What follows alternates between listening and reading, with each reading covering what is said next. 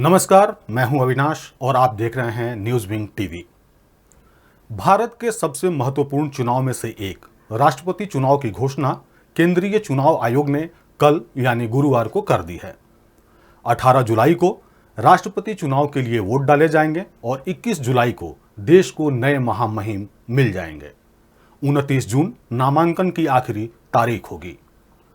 आज news wing के इस विशेष प्रोग्राम में हम आपको आसान भाषा और विस्तार तरीके से बताएंगे कि राष्ट्रपति चुनाव कैसे होता है।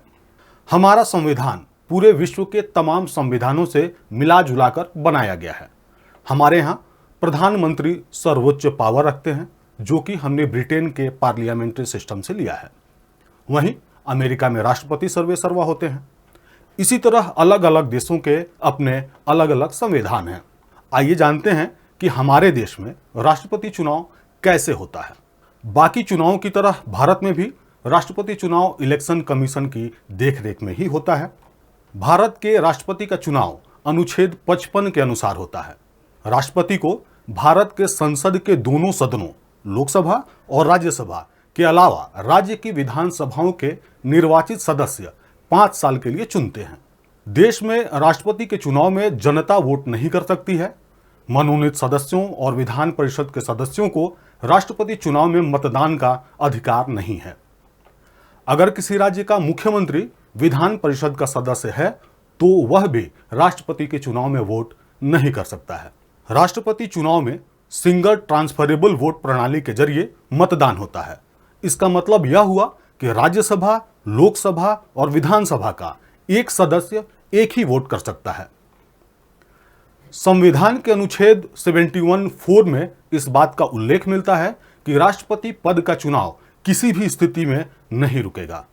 अगर किसी राज्य की विधानसभा भंग हो गई है या कई राज्यों में विधानसभा सीटें रिक्त हैं, तो भी राष्ट्रपति पद के लिए चुनाव तय समय से ही होंगे।